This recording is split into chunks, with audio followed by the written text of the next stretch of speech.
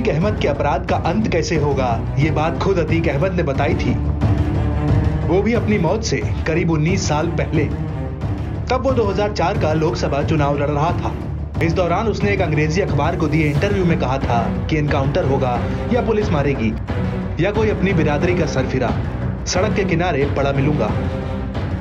अतीक को आशंका थी कि अपनी बिरादरी यानी माफियाओं में से कोई उसकी हत्या कर सकता है। 19 साल बाद अतीक की आशंका सही साबित हुई। प्रयागराज के धूमनगंज इलाके में अस्पताल में मेडिकल चेकअप के लिए ले जाने के दौरान माफिया डॉन अतीक अहमद और उसके भाई अशरफ की गोली मारकर हत्या कर दी गई।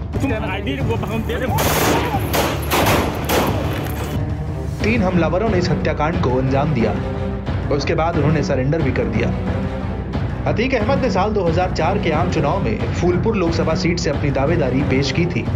इस चुनाव में उसने जीत भी दर्ज की, लेकिन 19 साल पहले भी अतीक को आशंका थी कि उसकी माफिया बिरादरी के लोग ही उसकी हत्या कर सकते हैं। दरअसल अतीक अहमद इलाहाबाद पश्चिमी विधानसभा क्षेत्र से 5 बार विधायक रहा। फूलपुर से सांसद का चुनाव लड़ा और जीता भी। अतीक प्रयागराज के कुछ चुनिंदा पत्रकारों के साथ बैठता था। इस दौरान कई पत्रकार उससे कई प्रकार की बातें करते थे। इसका वो अपने अंदाज में जवाब भी देता था।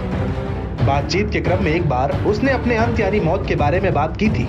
प्रयागराज में 15 अप्रैल की रात को जिस प्रकार की घटना घटी, अतीक की 19 साल पहले की उस चर्चा में इसी तरह का जिक्र था। पत्रकारों से बातचीत के क्रम में अतीक अहमद ने लोकसभा चुनाव लड़ने के कारणों पर चर्चा की।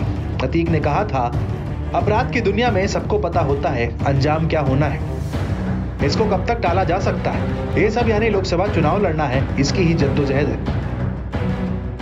अतीक अहमद ने पत्रकारों से बातचीत के क्रम में देश के पहले प्रधानमंत्री जवाहरलाल नेहरू से भी अपनी अलग ही अंदाज में तुलना की थी।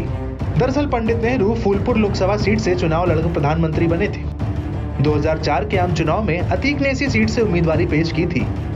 इस पर जब पत्रकारों ने उससे सवाल किया तो अतीक ने कहा, हम में और पंडित जी में केवल यही समानता नहीं है कि हमने उनकी सीट फूलपुर से चुनाव लड़ा है, हम उनकी तरह नैनी जेल में भी रहे हैं। पंडित जी वहाँ किताब लिखे थे, वहाँ हमें अपनी हिस्ट्री शीट की वजह से जाना पड़ा।